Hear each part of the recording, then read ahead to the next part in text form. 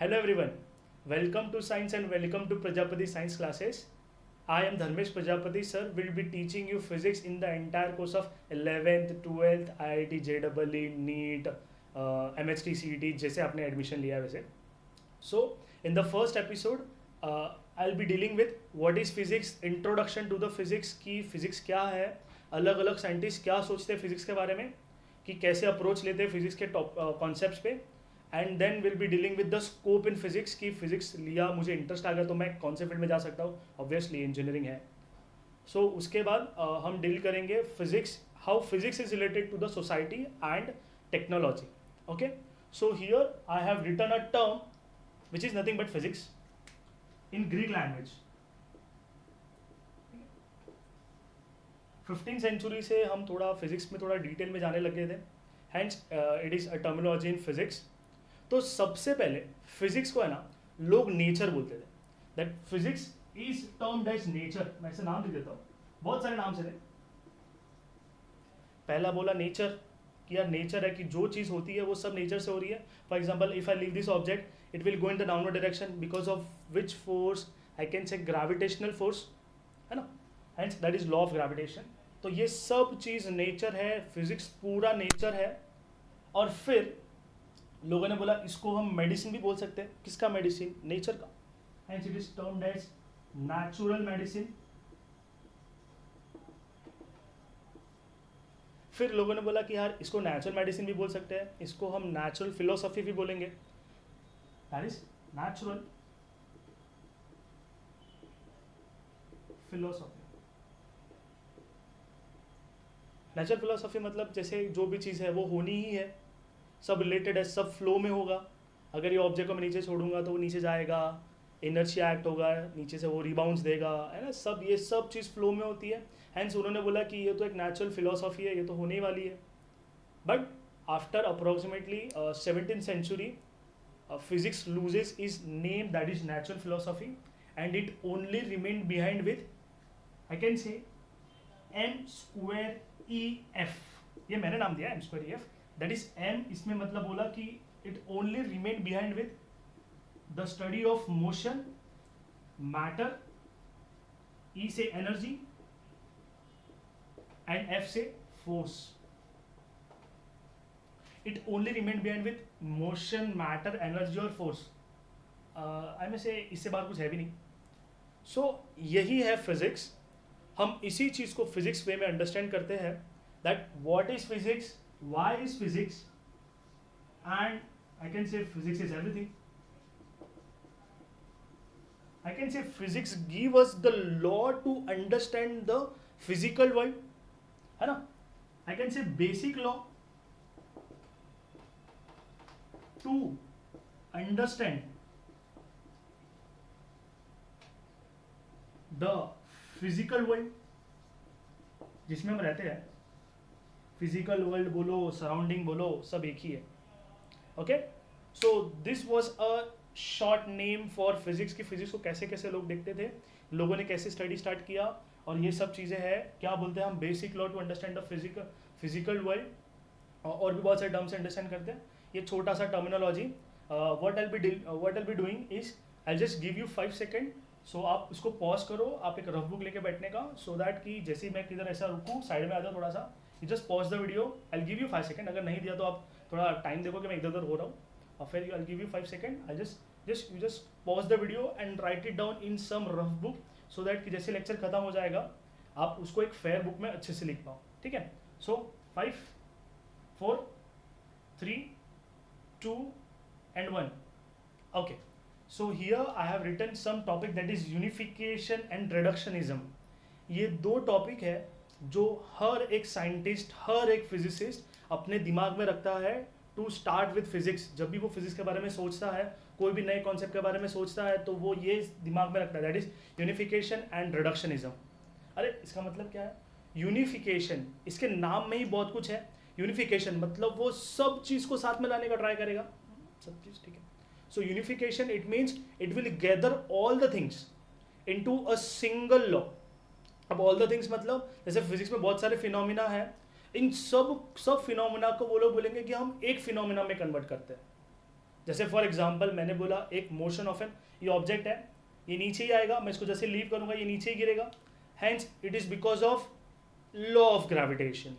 Moon revolve around the earth because of law of gravitation. अगर मैंने एक ऐसे थ्रेड ले लिया, एक स्टोन टाई कर दिया, ऐसे से रिवॉल्व किया, so it is because of law of gravitation. क्योंकि वो इधर तक जाएगा तो उसको ग्रेविटी नीचे बुलाएगा, बोलेगा मत जा नीचे आ, वापस आ वापस आ, और वो सेंटर तक पहुंचेगा. बट इसका पहले का फोर्स रहेगा, इनर्शिया रहेगा, और वो इधर से इधर जाएगा, हैंस इट विल स्विंग. इधर जाएगा ग्रेविटी नीचे, इधर जाएगा ग्रेविटी नीचे, hence it will always follow a law of gravitation, and I can say it will according to the law of gravitation. Hence ये सब चीज कैसे हो गई, हम एक लॉ से पढ़ लेते, that is law of gravitation, है ना. पहले बहुत सारे अलग अलग लॉ थे, बट फिर सबको कंबाइन कर दिया and given us, Newton has given us a single law named as law of gravitation. हमने 10th में भी पढ़ा है. Hence I just write down here the examples. Motion of apple, चलेगा ना, और फिर मोशन ऑफ प्लैनेट, अरे प्लैनेट मून सब एक ही है ना. फिर मोशन या पेंडुलम लिख दूं, चलेगा डायरेक्टली. सो ये तीनों चीज को एक सिंगल लॉ से एक्सप्लेन किया, that is termed as law of gravitation. Law of gravitation. अब ये चीज मैंने कंसिडर की है बिकॉज ये आपने पहले भी पढ़ी हुई है, that is law of gravitation. आपको पता है एप्पल अगर छोड़ा तो नीचे ही गिरेगा because of free fall, it will be under state of free fall, नीचे आएगा because of law of gravitation. Moon भी ऐसे, प्लैनेट्स भी ऐसे रिवॉल्व करते हैं. और पेंडुलम वाला एक नया टर्म दे दिया, that will be discuss in oscillation in 12th standard, ठीक है. सो उसके बाद हम दूसरा एक और एग्जाम्पल लेते हैं. हमारे पास एक फिजिसिस्ट थे, उनका नाम था मैक्सवेल. क्या नाम था? मैक्सवेल. तो मैं जस्ट इससे नाम लिख देता हूँ, मैक्सवेल. मैक्सवेल. इन्होंने हमको क्या बोला कि मेरे पास 4 इक्वेशन है, आप अगर वो 4 इक्वेशन अच्छे से पढ़ लेते हो और उनको ही तुम ऊपर नीचे करोगे तो आपके 4 चैप्टर हो जाते हैं. कौन से 4 चैप्टर? एक होता है इलेक्ट्रोस्टैटिक, एक होता है इलेक्ट्रोडायनामिक्स, एक होता है इलेक्ट्रोमैग्नेटिक इंडक्शन, एक होता है इलेक्ट्रोमैग्नेटिक वेव्स. ये सारे chapter with the help of this Maxwell 4 equation you can understand that part. Okay, so क्या बोला उन्होंने, that Maxwell के कितने इक्वेशन? 4 इक्वेशन. 4 इक्वेशन से क्या मिलेगा मेरे को, क्या अंडरस्टैंड हो जाएगा? 4 chapter, that is named as electrostatics. अब इलेक्ट्रोस्टैटिक्स मतलब जैसे हमने पॉजिटिव चार्ज लिया, सो क्या होगा, they will try to repel each other because of same polarity. Opposite charge लिया तो they will try to attract, ऐसे भी रखा तो भी अपोज करेगा, नेगेटिव लिया तो भी अपोज करेगा. Hence that study can be understood with the help of Maxwell 4 equations. ऐसे ही दूसरा टॉपिक लिया था, दैट इज इलेक्ट्रोडायनामिक्स. स्टैटिक, देखो electro at static, electro at dynamics, मतलब मूव कर रहा है तो भी वो सारे 4 इक्वेशन से आ जाता है. उसके बाद हमने बोला EMI. EMI मतलब इलेक्ट्रोमैग्नेटिक इंडक्शन. अब ये सर हमने कहीं पढ़ा है क्या? हाँ, आपने 10th स्टैंडर्ड में 4th चैप्टर पढ़ा था, इफेक्ट ऑफ इलेक्ट्रिक करंट. उसमें हमने इंडक्शन के बारे में पढ़ा था. If you can recall, that is the concept, the principle of generator. It work on the principle of electromagnetic induction, Faraday's law, है ना, ये सब चीजें थी. तो ये electromagnetic induction can be understood with the equation Maxwell 4 equation. अब उसके बाद एक और लास्ट वाला इलेक्ट्रोमैग्नेटिक वेव्स. जैसे चैप्टर आएंगे हम समझते जाएंगे कैसे कैसे क्या क्या हो रहा है. सो टिल दैट ये हो गया मेरा सेकेंड एग्जाम्पल. ये आपने पढ़ा नहीं है, सो ये आपको 11th-12th में मिलेगा, सो आप मैंने ऐसे लिख दिया. अब उसके बाद एक और एग्जाम्पल ले लेते हैं, एक थर्ड एग्जाम्पल लेता हूं मैं.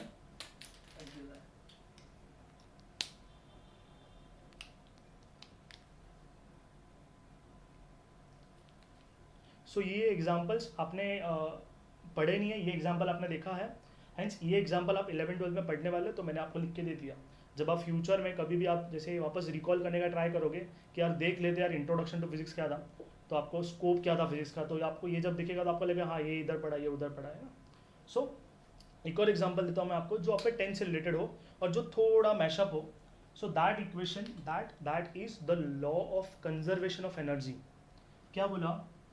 Law of conservation of energy.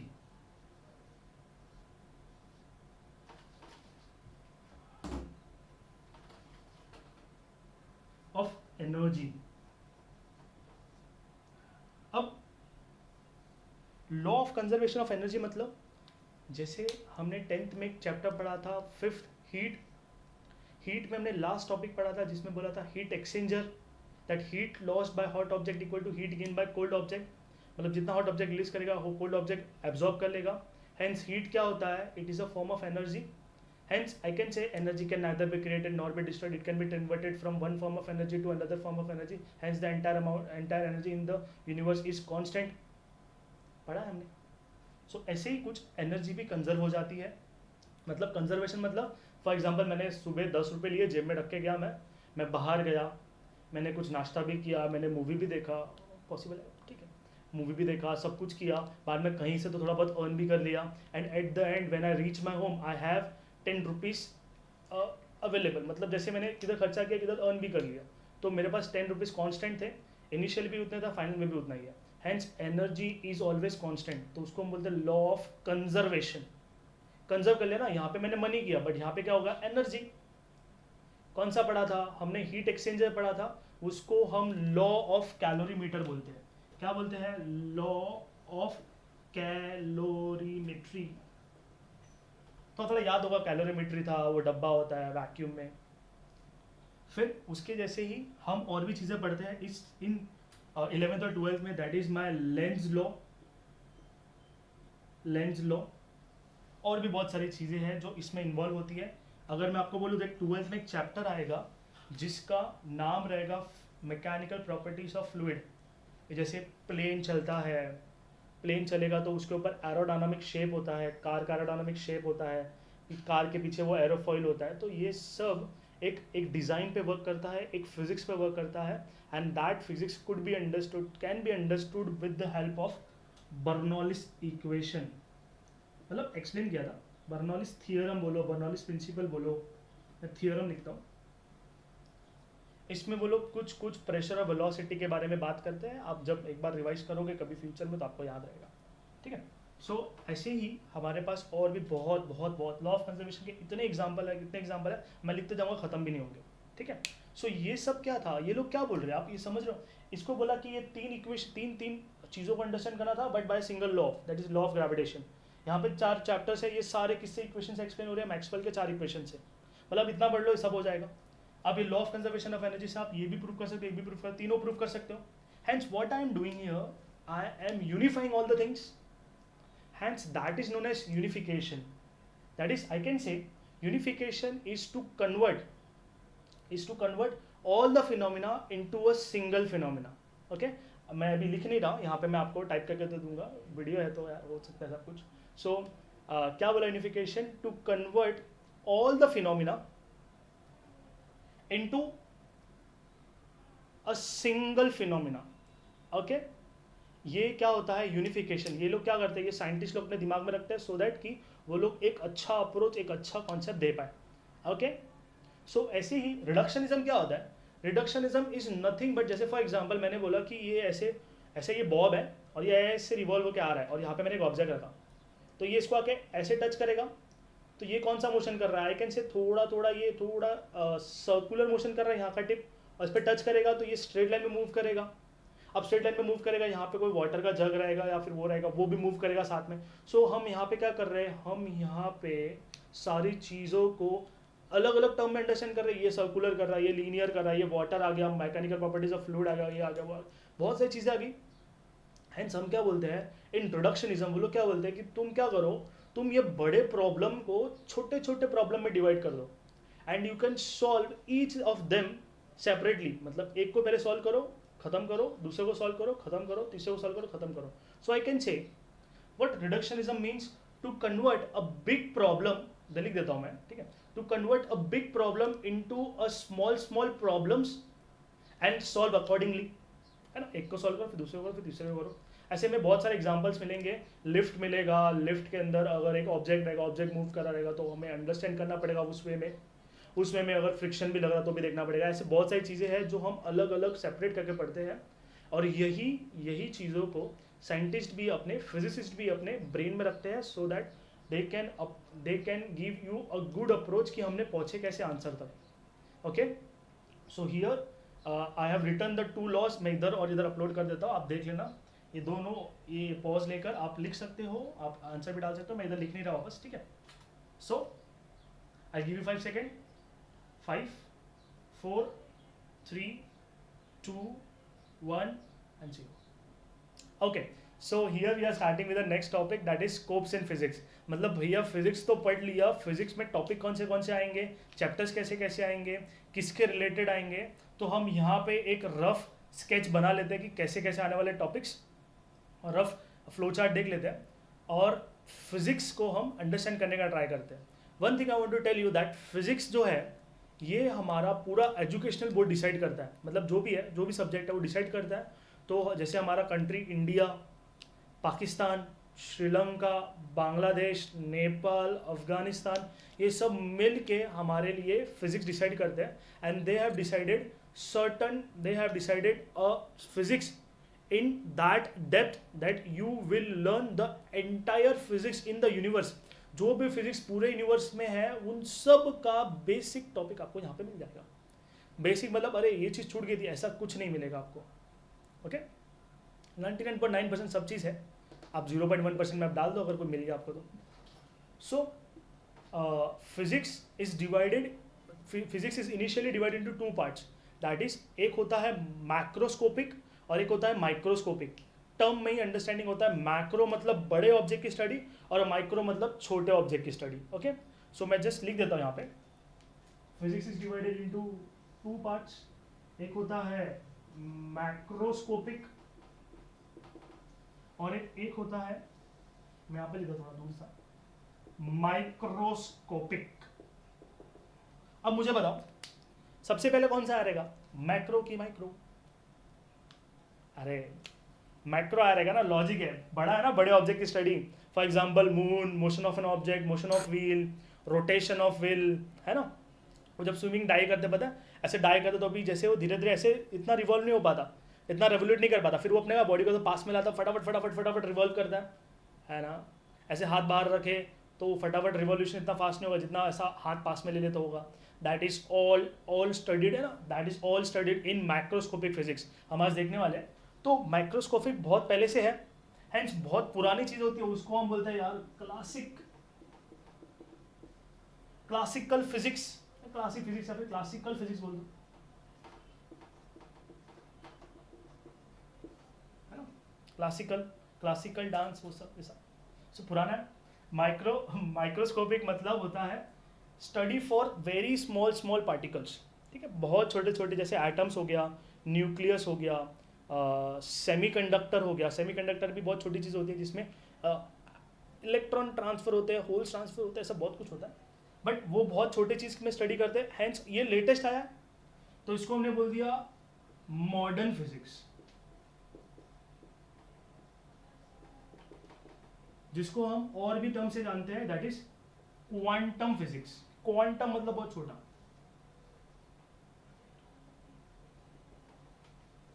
Quantum physics आपको क्वांटम मैकेनिक्स में मिलेगा. ऐसा वैसा बड़े बड़े डिस्कवरीज वगैरह पे आपने कोई एपिसोड देखे होंगे साइंस से रिलेटेड, तो वो लोग ऐसा बोलते हैं क्वांटम फिजिक्स पे ये अप्लाई होता है, ये वो. ठीक है, सो माइक्रोस्कोपिक एंड माइक्रोस्कोपिक. मुझे लगता है थोड़ा बहुत आइडिया मिल गया होगा आपको कि इसमें क्या आने वाला है, इसमें क्या आने वाला है. In 11th and 12th standard we mainly study about the classical physics. इसका भी हम इंट्रोडक्शन देख लेते हैं. इधर भी सारे इंट्रोडक्शन देखते हैं, बट आई थिंक माइक्रोस्कोपिक ज़्यादा लेवल पे रहेगा, तो इसके लिए थोड़ा डिटेल में देखते हैं इसको. Okay, so microscopic is also divided into 4 parts. 4 part कौन से, तो मैं यहाँ पे लिखता हूँ. पहला पार्ट आता है दैट इज मैकेनिक्स. ऐसे और भी पार्ट है बट मैं बाद में बताता हूँ। पहले आ गया मैकेनिक्स। अब मैकेनिक्स में कैसे, जैसे मैकेनिक्स मतलब होता है स्टडी ऑफ मोशन। जैसे अगर एक पार्टिकल रुका हुआ है या मोशन में है तो हम वो सारी चीज़ों को हम मैकेनिक्स में कंसिडर कर सकते हैं। ओके, कंसिडर कर सकते हैं मतलब करना ही है हमको। दैट इज आई कैन से मोशन ऑफ अ कार। मैं एग्जाम्पल लिखता हूँ, मैं चैप्टर के नाम भी लिख सकता हूँ but I will try to write in examples, तो आपको थोड़ा थोड़ा आइडिया आता रहेगा।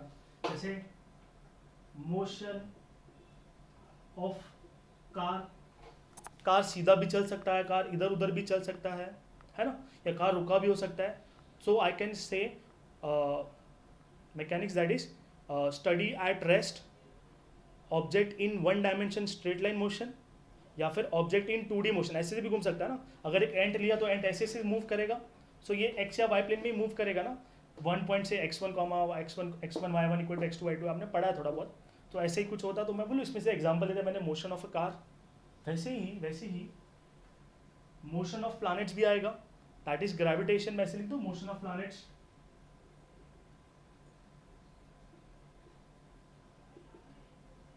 वैसे और एग्जाम्पल जैसे हमने बोला हम इसमें जैसे लिफ्ट, पुल्ली, ये सब भी पढ़ेंगे। लिफ्ट मतलब अगर लिफ्ट ऊपर मूव हो रही है, नीचे मूव हो रही है, तो अगर ऊपर मूव करेगी तो वेट ज़्यादा फील होगा, नीचे मूव करेगी तो वेट कम फील होगा। हैंस ये सब हो गया। इंक्लाइन प्लेन हो गया, इंक्लाइन प्लेन पे पुल्ली हो गया। I will try to give you the examples over here. आपको मैं ऐसे दिखाते रहूँगा तो आप थोड़ा आइडिया आता रहेगा। पुल्ली रहेगी, पुल्ली पे कैसे मूव करेगा। अब इसमें हम बहुत सारी चीज़ें स्टडी करते हैं। जैसे पुल्ली है, एक साइड पे वजन लगाया, मैंने वेट लगाया, और ये साइड पे मंकी लटक रहा है ना, तो ये सब ऐसा इंटरेस्टिंग, थोड़ा ऐसा इंटरेस्टिंग हो जाएगा। Hence I just write down here as pulley, lift, है ना, तो ये कंसिडर कर सकते हैं। उसके बाद हमने बोला कि ये चीज़ की स्टडी, फिर और भी बहुत सारी चीज़ें हैं। जैसे हम बोलेंगे कि अगर एक बॉडी इसके ऊपर मूव कर रहा है, hence there will be a friction. मैं थोड़ा बहुत आइडिया दे रहा हूँ आपको, यहाँ पे आप देखते रहना। सो ये फ्रिक्शन यहाँ पे मूव हो रहा है, हैंस अगर बॉडी आगे मूव करेगा तो फ्रिक्शन पीछे होगा, और फ्रिक्शन की वजह से शायद अगर मैंने बॉल को भी किक मारा तो बॉल थोड़ी देर बाद रुक जाता है। Hence that is friction.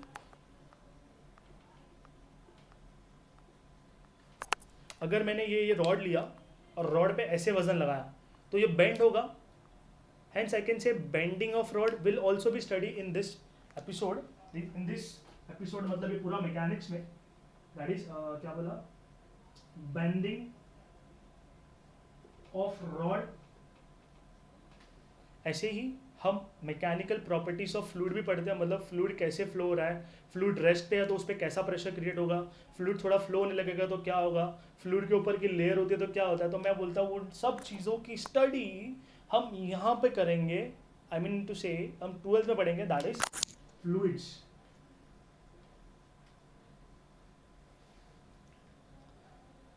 ये सब मैकेनिक्स में आता है। और भी है साउंड की study, that will also considered in the same.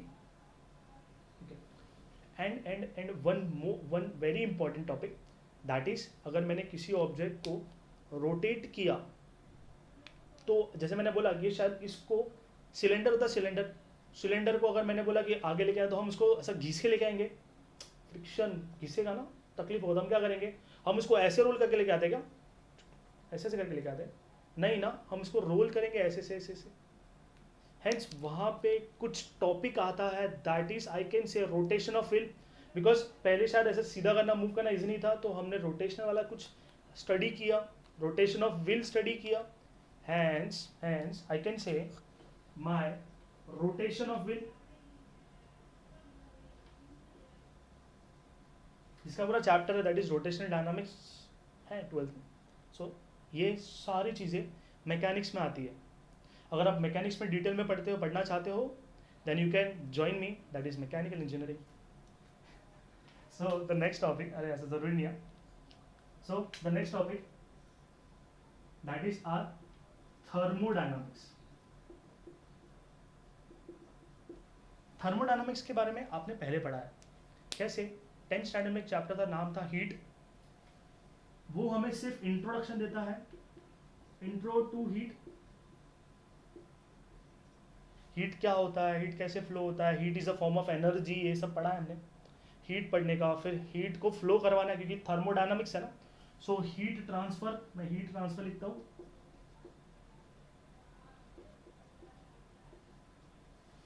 ऐसी और भी बहुत सारी चीज़ें हैं। हीट ट्रांसफर हो गया, अगर मैंने बोला एक रॉड को मैंने हीट किया तो it will expand, hence it is thermal, heat मतलब थर्मल ना, so it is thermal expansion, वो भी इस चैप्टर में देखेंगे, दैट इज थर्मल एक्सपेंशन। नीचे लिख दूं मैं, थोड़ा स्पेस बच जाएगा। एक्सपेंशन, वैसे ये सारी चीज़ें हम 11th में पढ़ लेंगे। और भी बहुत सारी चीज़ें हैं, जैसे हमने हीट फ्लो देखा था, दैट इज हीट ट्रांसफर, और भी, और जैसे हम बोलते हैं हीट इंजन, स्टीम इंजन होता है, वैसे एक हीट इंजन होता है। हम आज का एग्जांपल देखने वाले हैं इस टॉपिक के बाद, तो मैं इधर लिख देता हूँ हीट इंजन। फिर हीट इंजन मतलब जिसमें हीट प्रोड्यूस होती है। स्टीम इंजन कैसा होता है, that is work on heat engine, हम इसके बारे में भी पढ़ेंगे। और एक चीज़ होती है जिसको हम रेफ्रिजरेटर बोलते हैं, तो यहाँ पे पढ़ेंगे हम रेफ्रिजरेटर, या फिर रेफ्रिजरेशन सिस्टम, रेफ्रिजरेटर बोलो, रेफ्रिजरेशन सिस्टम बोलो, चलेगा, रेफ्रिजरेशन। और एक स्पॉन्टेनियस, एक नया टॉपिक आपके लिए आ जाएगा, जो नया टर्म है स्पॉन्टेनियस। स्पॉन्टेनियस विच, ऐसे याद रख लो आप कि विच हैपेंस ऑन देयर ओन, मतलब वो खुद से ही कर लेता है, हीट ट्रांसफर भी खुद से कर लेगा, सब कुछ हो जाएगा ऐसा। सो ये हो गया मेरा सेकंड टॉपिक। अगर मैकेनिकल इंजीनियरिंग लिया आपने, so it will be dealing with, actually सबसे डील करता है वो, but mainly deal with mechanics and thermodynamics. बहुत सी चीज़ें हम जैसे लेक्चर्स में जाएंगे तब मैं आपको बताता रहूँगा, तो आपको थोड़ा ऐसा लगता रहेगा कि अरे ये क्या चल रहा है, वो क्या चल रहा है, अच्छा ऐसा होता है क्या, वैसा होता है क्या, ओके। और हम मेनली हम एप्लीकेशन स्टडी करेंगे, बिकॉज एप्लीकेशन हमको समझ में आता है कि क्या हो रहा है क्या नहीं हो रहा है, ओके। सो पूरा स्टडी, पूरा फिजिक्स 11th-12th में हम ट्राई करेंगे कि पूरा फिजिक्स कंप्लीट हो जाए, पूरा फिजिक्स कवर हो, पूरे जितने एग्जाम्पल्स हैं सारे एग्जाम्पल्स मैं आपको दे पाऊँ, सारे एग्जाम्पल कहीं कहीं से खोद खोद कर निकाल कर लाऊँ। चलो ठीक है। The third topic is optics. Optics मतलब, अरे जैसे हमने पढ़ा था वो लेंस होता है ना, ऑप्टिक्स की शॉप होती है, मतलब उसमें से कुछ तो पास होता है, उसको हम लाइट बोलते हैं, hence it is a study of light, ठीक है। सो हम इस ऑप्टिक्स में पहले हम लाइट के बारे में स्टडी करेंगे। लाइट के बारे में हमको ज़्यादा याद नहीं होगा, but light is an electromagnetic wave, है पढ़ा है हमने। सो लाइट के बारे में पढ़ेंगे, इंट्रोडक्शन टू लाइट, फिर रिफ्लेक्शन, रिफ्रैक्शन, मैंने एल बड़ा लिखा, इधर आर बड़ा लिखा, रिफ्लेक्शन, लेंसेस, उसके बाद और भी बहुत सारी चीज़ें हैं, लेंसेस हो गया। फिर हमने 10th में ना, मेनली हमने ऑप्टिक्स के बारे में ना इंट्रोडक्शन पूरा 10th में देख लिया था, इन 6 and 7 chapter, that is refraction of light, और 9th स्टैंडर्ड में रिफ्लेक्शन भी था, और एक 7 चैप्टर था 10th में, दैट इज लेंसेस, ऑलमोस्ट हो गया था। बट इसको हम यहाँ पे भैया एकदम घूस के पढ़ेंगे, कौन सा कैसे हुआ, कब क्या हुआ, सब थोड़ा सा। टेलीस्कोप हो गया, रेनबो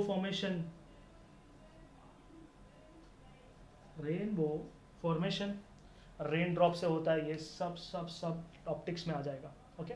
सो 3 टॉपिक हो गए। द फोर्थ टॉपिक, जगह कम हो रही है, चलिए ठीक है। Fourth topic is electromagnetism. Electromagnetism में क्या क्या आता है। इलेक्ट्रोमैग्नेटिज्म में हम, जैसे हमने पहले अपने 10th स्टैंडर्ड में करंट के बारे में पढ़ा था, करंट क्या होता है, ये क्या होता है, बट हमने बोला था कि चार्जेस फ्लो होते हैं, तो हम यहाँ पे भैया एकदम घुस के पढ़ेंगे, जिसमें हम फर्स्ट टॉपिक में हम बोलेंगे कि चार्ज क्या होता है, फील्ड कौन सी होती है, मतलब ऐसे, अरे कौन सी फील्ड होती है, मतलब मैकेनिकल है, फील्ड नहीं, फील्ड मतलब इलेक्ट्रिक फील्ड कैसे होती है, इलेक्ट्रिक फील्ड की स्टडी। फिर आएगा भैया, अगर फील्ड चार्ज फ्लो हुआ फील्ड में तो बनेगा करंट। करंट भी भैया 2 टाइप के होते हैं, एक होता है एसी, एक होता है डीसी। एसी मतलब एयर कंडीशनिंग सिस्टम, नहीं, it is an alternating current, and DC is direct current, that is AC and DC current, okay. और ऐसे ही हम electromagnetic induction, magnetism, electromagnetic induction, 9th का 4th chapter, last topic, electromagnetic induction, generator वाला, magnetism, magnet की study, और फिर magnet जो electric field produce होने से मैग्नेट बना उसकी स्टडी, और फिर लास्ट पार्ट आ जाएगा that is EM waves, electromagnetic waves. So ये सारी चीज़ें हम इलेक्ट्रोमैग्नेटिज्म में पढ़ते हैं। अगर आपको इलेक्ट्रॉनिक्स, इलेक्ट्रिकल किस में भी इंटरेस्ट है तो आप इस चीज़ को डिटेल में पढ़ सकते हो। Okay, so last part is our modern physics. में इधर ही तो चलेगा छोटू सा। अब मॉडर्न फिजिक्स जो है माइक्रो फिजिक्स, इसका मतलब ऐसा नहीं कि छोटा सा टॉपिक है, बहुत इंपॉर्टेंट टॉपिक है। बहुत ज़्यादा लोगों को मॉडर्न फिजिक्स में ही तकलीफ होती है क्योंकि ये इमेजिन ही नहीं कर पाते। ये सब तो इमेजिन कर लेते हैं, समझ जाते हैं, रियल एग्जाम्पल देख लेते हैं, बट ये वाली चीज़ इसे इजीली अंडरस्टैंडेबल नहीं होती क्योंकि इसमें थोड़ा इस्तेमाल करना पड़ता है ना। सो इसमें मैं आपको बोलूँ तो इसमें हमें बहुत बेसिक चीज़ मिलेगी, दैट इज एकदम छोटी चीज़ होती है जिसको हम बोलते हैं यार एटम, जो किस में होता है, मॉलिक्यूल में होता है, और उसमें एटम के अंदर कौन होता है, न्यूक्लियस, दैट इज न्यूक्लियर भी बोलते हैं, न्यूक्लियस, उसकी स्टडी करने का। फिर जैसे एक कंडक्टर होता है, एक इंसुलेटर होता है, बीच में कौन आ जाएगा, उसको बोलेंगे सेमीकंडक्टर। एंड मैं एग्जांपल दे दूँ आपको, इसी के वजह से हमारा phone, TV, LED TV, laptop सब वर्क करता है ना। मेनली वो कॉन्सेप्ट पे ही वर्क करता है, अदरवाइज हम लोग ऐसा बड़ा बड़ा कंप्यूटर यूज़ कर रहे होते अभी तक। ओके ओके, सो न्यूक्लियस, इसको हम बोलेंगे सेमीकंडक्टर। अगर आपको नहीं दिख रहा है तो मैं आपको इसका PDF भेज दूंगा, फोटो खींच कर, ठीक है। ये होता है, इसमें फिर और स्टडी होती है। जैसे हम रेस की बात कर, छोटी छोटी चीज़ों की बात कर रहे हैं ना, तो छोटे छोटे चीज़ों में वेव्स भी आती है, रेस भी आती है, जैसे एक्सरेज हो गया। सो हम एक्सरेज के बारे में भी पढ़ेंगे, ठीक है। सो ये सारा हो गया segregation of the entire physics for 11th and 12th JEE NEET, सब इन सब चीज़ों में डिवाइडेड है। मैं यहाँ पे आपको पूरा चैप्टर वाइज भी लिख सकता था, चैप्टर के नाम भी लिख सकता था, बट मैंने नहीं लिखे क्योंकि मेरे को लगा कि यार थोड़ा एग्जाम्पल लिखूंगा तो आपको थोड़ा इंटरेस्ट आएगा, आपको समझ में आएगा, और ऑब्वियसली है भी वैसा। और अब तुम बोलोगे सर ये माइक्रो फिजिक्स और ये माइक्रो फिजिक्स को अलग क्यों किया, साथ में देते, सिर्फ साइज का डिफरेंस है क्या? नहीं, इसमें बहुत ज़्यादा डिफरेंस है। कुछ लॉज ऐसे हैं जो माइक्रो फिजिक्स में लगते हैं, बट वही लॉज माइक्रो फिजिक्स में चेंज जाते हैं। मतलब क्लासिकल फिजिक्स में एप्लीकेबल है but it is not applicable in my modern physics. Hence हमें डिवाइड करना पड़ा दोनों चीज़ को।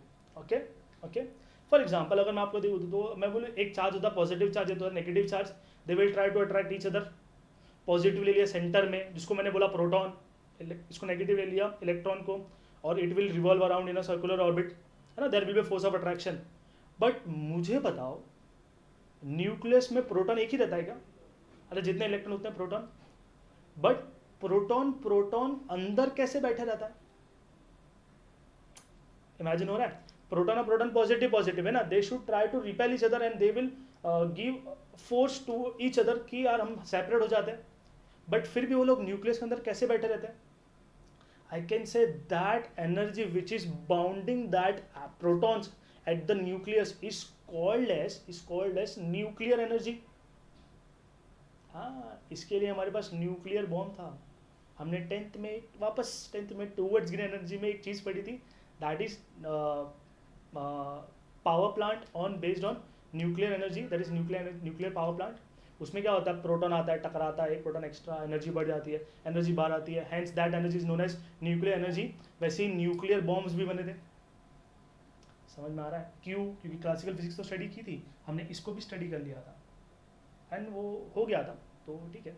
सो I can say this turns to a new technology. मुझे कोई भी चीज़ चाहिए तो मैंने यार इससे हेल्प लिया, इससे स्टडी किया और मैंने यार काम कर लिया, है ना।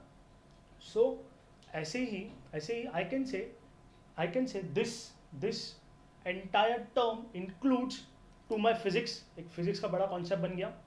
ओके, सो ये सारी चीज़ें हैं, आप एक बार अच्छे से देखो। मैंने आपको जैसे जैसे एग्जांपल दिए, आप रिवाइंड करो वीडियो को, वापस देखो, थोड़ा सा एग्जांपल वापस देखो, एक बार अप्लाई करने का ट्राई करो, अंडरस्टैंड करो, और आप ऐसे करना, नोटबुक में जो भी नोटबुक बनाओगे वहाँ पे एक एग्जांपल के साथ आप अपने वे में एक्सप्लेनेशन लिख देना, बिकॉज आप अपने वे में एक्सप्लेनेशन करोगे वो सबसे ऐसा अच्छा एक्सप्लेन होगा। अगर आपको अंडरस्टैंड हुआ है चीज़ों को तो ही आप एक्सप्लेन कर पाओगे। ओके, और नहीं हुआ तो वापस देखना, पूछ लेना। Okay, so I just give you 5 second. 5 4 3 2 1। अरे इसका मतलब ये नहीं कि मैं 5 सेकेंड के अंदर, मैं 5 सेकेंड के अंदर ही आपको लिखना, आप पॉज करके फिर लिखना, लॉजिक है यार। Okay, so I am rubbing this. Okay, so here we are starting with the next topic named as relation between physics, technology and society. मतलब how physics is related to the society and our technology. अब society वो नहीं है जहाँ पे हमारे family functions parties होती है, न्यू ईयर की पार्टी होती है, वाली सोसाइटी नहीं। सोसाइटी मतलब ये पूरा यूनिवर्स, पूरा वर्ल्ड है, सब ऐसा। तो इन सब चीज़ों को जब भी नीड होती है तो वो किससे हेल्प लेते हैं? वो फिजिक्स से हेल्प लेते हैं। So I just write down in one sentence, that is, for any birth of इधर लिख देता हूँ बाजू में, technology, I can say it will give rise to a new branch in physics. It will give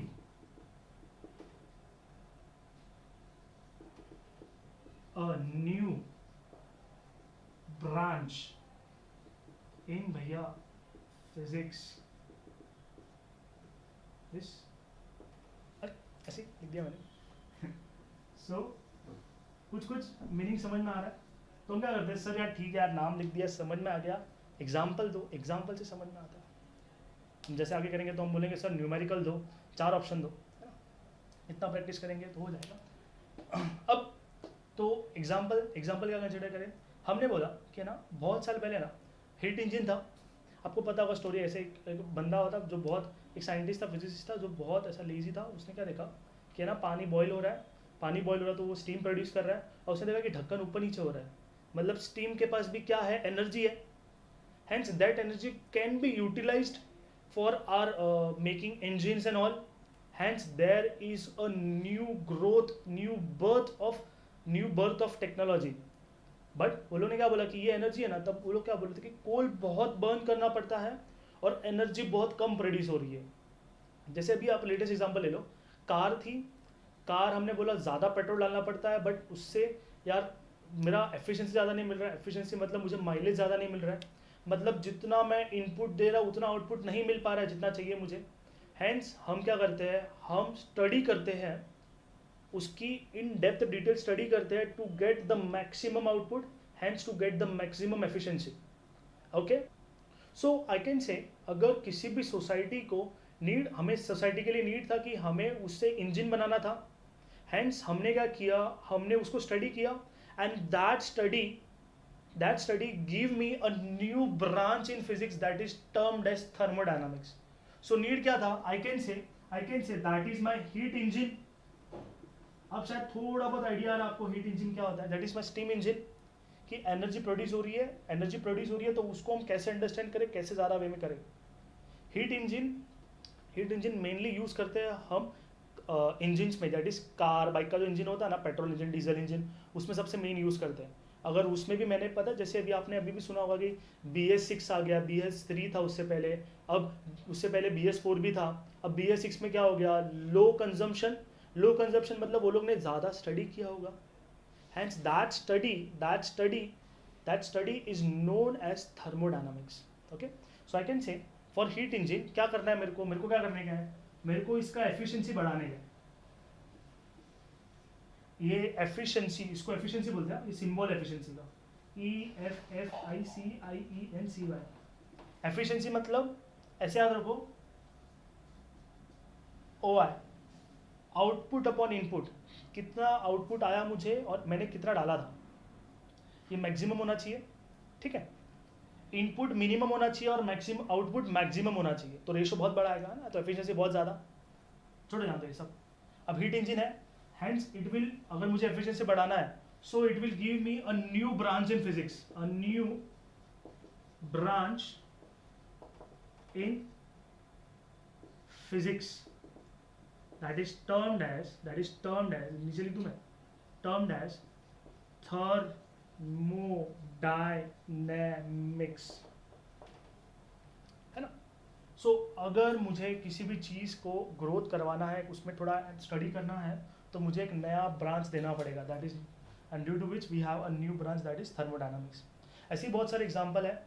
जैसे ही हमने जैसे ही example 2 लेते हैं हम, एग्जाम्पल 2 में हम ऐसा करते हैं कि हमने जैसे ही सेमी कंडक्टर्स के बारे में पढ़ना चालू किया, आप पढ़ोगे चैप्टर में कैसे क्या होता है, पी एन टाइप एंड जो भी है एन पी एन टाइप, ऐसे बहुत सारी चीज़ें हैं। तो जब भी आप पढ़ोगे तो आपको समझ में आएगा कि अगर मैंने सेमी कंडक्टर बारे में स्टडी किया, hence it will give rise to my phones, tablets, laptops, सब कंसिडर हो गया किसकी स्टडी से, I can say by the study of semiconductor. मतलब पहले मैंने क्या किया, मैंने सेमीकंडक्टर बना लिया और फिर देखा अरे इससे तो ये भी बन सकता है, ये भी बन सकता है। हैंस हमेशा ऐसा नहीं है कि सोसाइटी को नीड होता तभी हम बनाते हैं, हमारे पास कुछ अवेलेबल था, हमने देखा कि यार इससे ये भी हो सकता है। क्या क्या बन गया, एलईडी टीवी बन गया, लैपटॉप बन गया, अरे सर फेवरेट मोबाइल, है ना, सब आ गया, एकदम काम की चीजें। अब ऐसे ही एक और एग्जांपल लेते हैं। जब मैंने नहीं, मतलब ऑब्वियसली, तो जब स्टडी हुआ किसका, इलेक्ट्रोमैग्नेटिक वेव्स का जब स्टडी हुआ, तो उन्होंने बोला यार ये वेव से हम कम्युनिकेशन कर सकते हैं। पहले रेडियो कम्युनिकेशन हुआ, फिर और चीज़ों से कम्युनिकेशन होने लग गया, and hence I have a phone where I can communicate with each and every person in the entire universe with the help of waves. Hence मैंने कौन सा वेव पहले बनाया था, मतलब जिसमें बनाया था, दैट इज इलेक्ट्रोमैग्नेटिक वेव्स बनाया। Hence due to which electromagnetic waves की वजह से हमारा पूरा कम्युनिकेशन सिस्टम डिजाइन हो गया।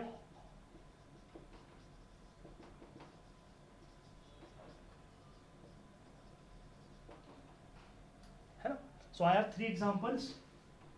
सो I hope you understood the relation between physics, technology and society. So according to this I have given you the entire introduction to the physics, कि physics क्या है, स्लो कैसे अप्रोच करना है, और अगर मुझे फिजिक्स में ज़्यादा इंटरेस्ट है तो मैं कैसे अप्रोच लूँगा, मैं किसी चीज़ को कैसे जनरेट करूँगा, कौन से फील्ड है, स्कोप क्या क्या है, इसमें चैप्टर्स कौन से आने वाले हैं। In the 11th and 12th standard we will be only deciding कि मेरा कौन सा अच्छा फील्ड है, मैं किस चीज़ के बाद किस चीज़ पे पैशनेट हूँ। मतलब मुझे ज़िंदगी भर काम करने बोला तो मैं कौन सा काम कर पाऊँगा। मतलब ऐसा नहीं कि मेरे को मैकेनिक्स में इंटरेस्ट है बट मैंने इलेक्ट्रिकल लिया तो मैं पास नहीं होऊंगा, ऐसा नहीं है, पास तो हो जाओगे बट शायद यार वो मज़े वाली लाइफ नहीं रहेगी। सो फॉर दैट मज़ा थोड़ा सा हमें ध्यान देना पड़ेगा पहले ही 11th और 12th में। सो मैंने एक इंट्रोडक्शन दे दिया है, आपको जब भी लगे आप एक इंट्रोडक्शन देख लेना, आप अपने फ्रेंड को भी दिखा देना कि देख भाई इंट्रोडक्शन है, मतलब ये कॉन्सेप्ट है, ऐसे से देखना है हमें, फिजिक्स को कैसे देखते हैं। ठीक है, मैंने आपको रिलेशन दे दिया सोसाइटी का कि अगर मेरा इंटरेस्ट ज़्यादा हो जाता है तो मैं किस चीज़ के बारे में पढ़ने वाला हूँ। ठीक है।